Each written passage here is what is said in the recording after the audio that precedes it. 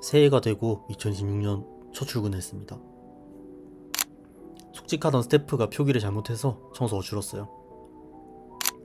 근데 5시간 넘게 청소를 했습니다. 배가 너무 고파서 마츠야에서 갈비 특정식을 시켰습니다.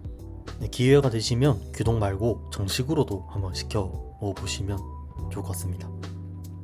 구청 설날 연휴가 끝난 뒤 퇴거 신청을 하러 가고 있습니다.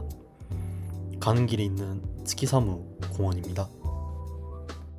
말로만 듣던 야생 여우를 삿포로에서 7개월째 산 오늘 처음 봤습니다. 이런 식으로 여우와 거리를 두고 지켜만 봐달라는 안내문이 있습니다. 처음 전입신고를 하러 갈 때는 호수였던 곳이 이렇게 다 얼어붙어 버렸습니다. 겨울이 되니 다 눈으로 덮여서 이 위에서 어린아이들이 썰매를 타고 있었습니다. 듣기로는 구청에서 썰매를 빌려주고 있다고 하더라고요. 처음 왔을 때는 이런 풍경이었습니다. 주소 변경 관련해서는 다행히 대기자가 별로 없었습니다. 밑에 마이넘버 대기자는 58명이나 있더라고요. 바로 건강보험이랑 연금을 해지하려 했는데 그러려면 여권이 필요하다고 하더라고요. 재료카드는 안 된다고 하더라고요. 이렇게 눈 오는 풍경도 이젠 일상이 되어버렸습니다. 한국 돌아가면 더 이상 못 볼 풍경이지만요. 제설하는 것도 이미 일상이 되어버렸습니다. 제설하다가 이렇게 눈사람을 만들기도 합니다. 매일 보던 삿포로 TV타워도 이제 볼 날이 얼마 안 남았습니다. 애니에서나 보던 모스버거를 처음 먹어봤습니다. 맥날 같은 것보단 깔끔한 느낌이었습니다. 영화관 회원카드로 마지막으로 스태프랑 에반게리온을 봤습니다. 유효기간이 남아서 삿포로 사는 스태프한테 건네줬습니다. 삿포로 팩토리에서 향꽃 팝업을 하고 있었습니다. 삿포로 팩토리에 있는 돈가스 가게에 저녁을 먹으러 왔습니다. 전출 신고를 하니까 관리 회사에서 이런 식으로 우편으로 주의사항 안내가 왔습니다. 겨울이다 보니 동파가 안 되도록 집에 물을 다 빼놓고 가라는 안내문이었습니다.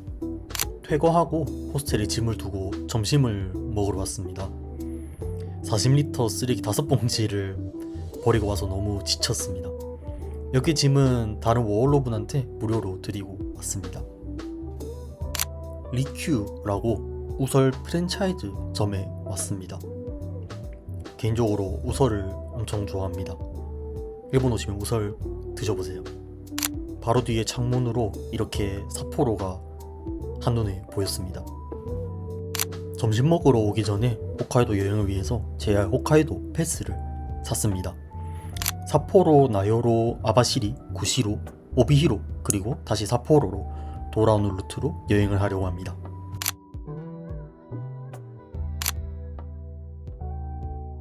다음 날입니다. 시작부터 기차 밖의 풍경이 너무 좋았습니다. 오늘은 저번에 갔던 나요로에 있는 한국인 게스트하우스에 가고 있습니다.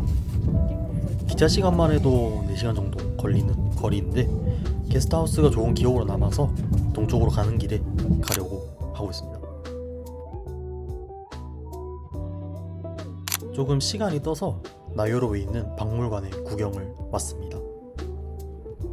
새들을 위해 만들어 놓은 모이통 같습니다. 가만히 보고 있어도 시간이 잘 가서 힐링이 됐습니다.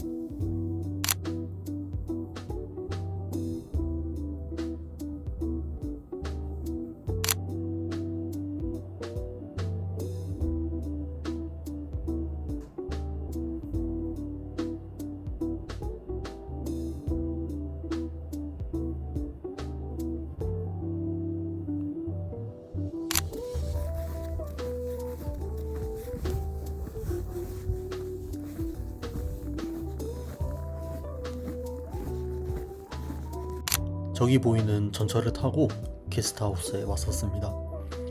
와서 주인분이랑 여기 사시는 현지인분들이랑 이야기하면서 저녁 먹고, 아침에는 주인분이랑 그 남편분이랑 같이 아침을 먹었습니다. 저번에 와카나 여행 때 왔었을 때 안시처같이 편하게 느껴져서 다시 왔습니다. 멀긴 하지만 기회가 되면 한번 방문하시면 좋을 것 같습니다. 다음 행선지인 아바시리로 가기 위해서 다시 아사히카와 역에 왔습니다. 생각보다 작은 2칸짜리 전철을 타고 약 4시간을 더 가야 합니다. 기다리는 동안 역에서 야키토리 도시락을 사왔습니다.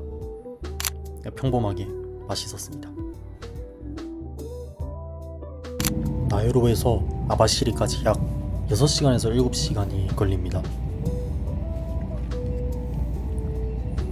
기차가 막 잘 되어 있지는 않은 길이라서 기차보다 버스가 빠르다는 얘기도 있더라고요.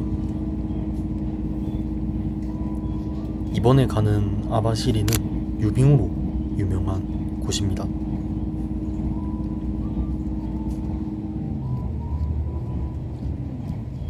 가고 있는 시점으로는 아직 유빙이 없는 1월 중순 시기라서 유빙을 보기는 힘들 것 같습니다. 다음 주부터 유빙선이 개시를 한다고는 하는데요. 그때까지 기다리기도 그렇고 시간 관계상 포기하고, 그리고 또 유빙 피크는 2월이라고 하는 것 같아서 못 볼 것 같습니다. 바다 쪽에서 바로 유빙을 볼 정도가 되는 것도 한 2월 초 정도는 돼야 하는 것 같더라고요. 좀 여유있게는 2월 중순? 그래서 지금 기차를 탄 지금도 뭘 할지 전혀 정하지 않았습니다. 참고로 무한도전에서 나왔던 오츠크해가 아바시리 근처에 있습니다. 아마 저쯤일 거예요. 저 바다. 가는 길에 산속을 달릴 때도 있었는데요. 그때 잠시 전철이 멈추더니 안내방송으로 사슴과 부딪혀서 차량 점검 후에 출발한다고 안내 방송이 나오더라고요. 실제로 사슴들을 쫓아내기 위해 전철이 빵빵하면서 다니기도 하더라고요. 제가 타고 있는 이 노선에서 매년 200에서 400건 정도의 사슴 충돌이 일어난다고 합니다.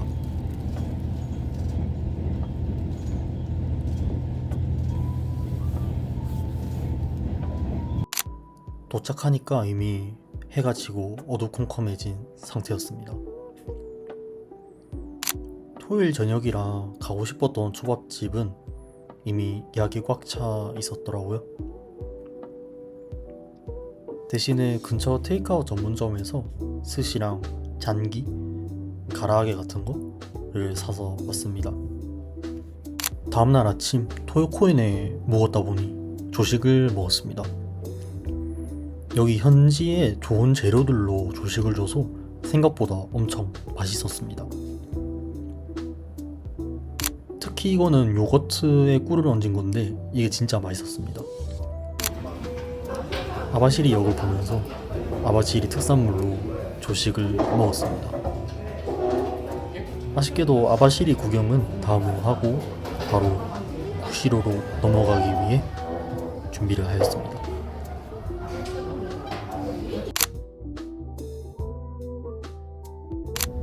아바시리에서 구시로로 출발했습니다. 이번에도 일량 열차로 3시간에서 4시간 정도 달리면 도착합니다. 할아버지가 구시로에 사는 스태프가 있었는데요. 그래서 구시로에 뭐가 있냐고 물어봤었는데 대답이 거기 뭐 있나? 라고 하더라고요. 찾아보니까 구시로에서는 유명한 게 스본이 있더라고요. 여기가 세계적으로 유명하고 넓은 수번이라고 하는데, 그 수번을 구경하는 열차는 아무래도 눈이 없는 봄에서 가을까지만 해서 제대로 구경하기는 지금은 좀 힘든 시기입니다. 홋카이도는 사실 여름에 더 볼거리가 많은 것 같아요. 그래도 이렇게 바다 옆을 달리면서 보는 겨울 이 눈 풍경이 개인적으로 너무 만족스럽습니다. 사실 이번에도 구시로에서 뭘 할지 정하지 않았습니다. 일단 호텔에 짐을 맡기고 시간 되는 대로 전철 타고 다시 위로 가보려고 합니다.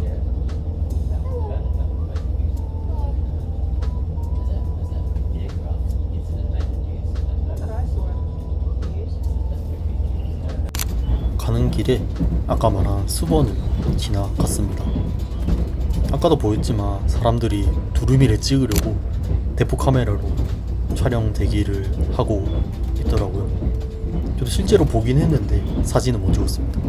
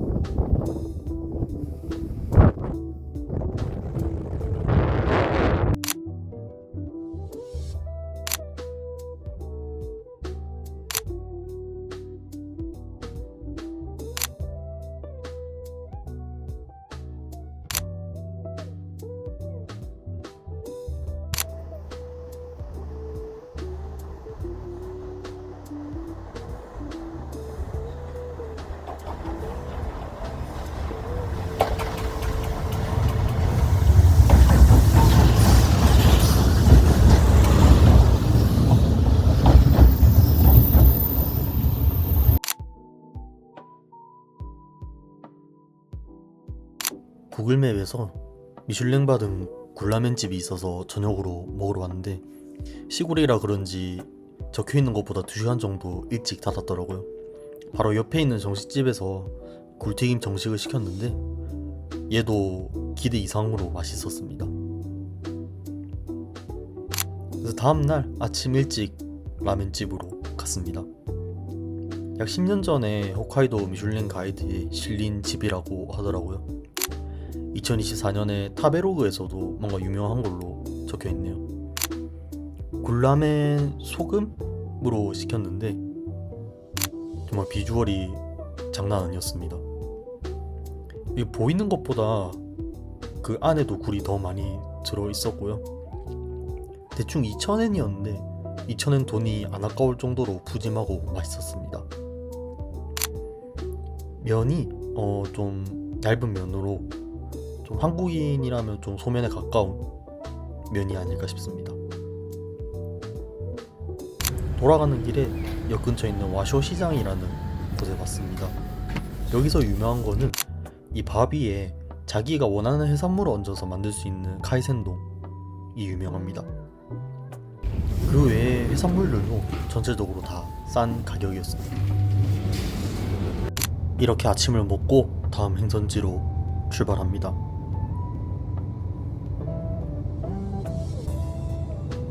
다음 행선지는 구시로에서 전철을 타고 오비히로라는 곳에 갑니다. 여기 가는 길은 기찻길이 잘 되어 있어서 2시간보다 안 걸리는 짧은 거리입니다. 오비히로에서 유명한 게 뭐가 있는지 사전에 한번 찾아봤었는데요. 찾아보니까 나온 게 바로 스위츠, 디저트죠. 디저트류랑 부타동이 유명하다고 하더라고요. 이 오비히로에는 3대 스위츠 집이 있다고 합니다. 지도에 나와 있듯이 이 세 곳인데요. 제가 다 먹어보고 싶지만 아마 배가 버텨주지는 못할 것 같아서 이 중에 상황 보고 두 곳만 한번 가보려고 계획을 하고 있습니다. 그리고 나서 부타동을 저녁으로 먹고 오비히로는 마무리 해보려고 합니다. 네, 먹는 거밖에 계획이 없습니다.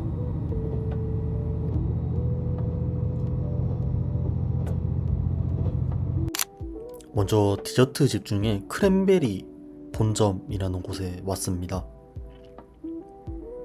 여기는 앉아서 먹을 때는 없고 테이크아웃만 가능한 곳이라서 여기서 케이크랑 여기서 유명한 고구마빵 하나 사왔습니다.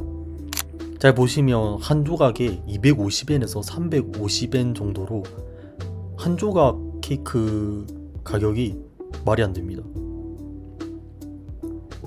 이 포장한 케이크 같은 경우는 오늘 저녁 먹고 호텔에서 디저트로 먹기로 했습니다. 그 다음으로 로카테이라는 곳에 왔습니다. 이 로카테이라는 가게는 제가 알기로는 오타루에도 분점이 있는 걸로 알고 있습니다. 이 오타루에 있는 분점이랑 비슷하게 1층은 포장된 과자들을 팔고 있고 2층은 오타루랑 다르게 앉아서 먹을 수 있는 자리가 넓게 되어 있습니다. 이렇게 자리가 엄청 잘 되어 있고 올라가면 접객도 엄청 잘 해주셔서 한번 가보시는 거를 추천드립니다. 저는 오비히로의 숲이라는 메뉴랑 커피를 시켰습니다. 사진으로 보면 알 수 있듯이 팬케이크랑 생크림이랑 저렇게 시럽 같이 나옵니다. 먹어본 소감은 진짜 살면서 먹어본 스위트, 디저트 중에 제일 맛있었습니다. 특히 저기 사진에 나와 있는 생크림이 기름 맛이 하나도 안 느껴지는 그 느끼함이 하나도 없는 엄청 맛있는 생크림이었습니다. 이렇게 먹고 난 뒤에 오비히로역으로 다시 돌아왔습니다. 호텔에서 이렇게 역 앞 풍경이 보입니다. 저녁으로 부타동을 먹으러 왔습니다. 여기 지금 기간 이벤트로 고기량만 중에서 대사이즈로 업그레이드가 무료였습니다. 먹어보니까 고기가 엄청 부드럽고 적절하게 달달한 소스랑 숯불맛까지 느껴져서 맛있었습니다. 남자분이라면 절대 싫어할 수 없는 그런 맛이었습니다. 먹고 난 뒤에 호텔에 와서 아까 첫 디저트 집에서 포장해온 디저트를 먹었습니다. 이 세 조각을 다 합쳐도 1000엔이 안 되는 엄청 싼 가격입니다. 맛은 엄청 맛있다 그런 건 아니고 무난하게 맛있었지만 가격을 생각하면 엄청 좋았습니다. 그렇게 다음날 아침이 되었습니다. 날씨가 좀 맑아졌어요. 이제 여행을 마치고 삿포로로 돌아가야 합니다. 열차에서 어제 케이크랑 같이 포장했던 고구마 빵을 먹으려고 합니다. 정말 안에 빵의 비주얼이 폭력적입니다. 바닥은 진짜 고구마 껍질로 되어 있더라고요. 다행히 뉴스를 봤을 때 눈 때문에 지연되는 것도 있었는데 다행히 이번 여행에선 다 피해갔습니다. 삿포로에 돌아오고 나서 가라쿠라는 유명한 스프카레 집에 저녁을 먹으러 왔습니다.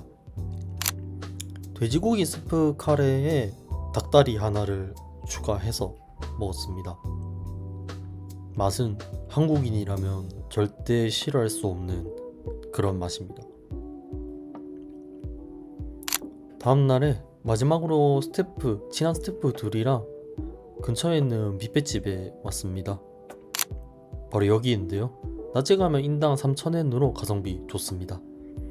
특히 저기 사진에 있는 스테이크가 맛있었습니다.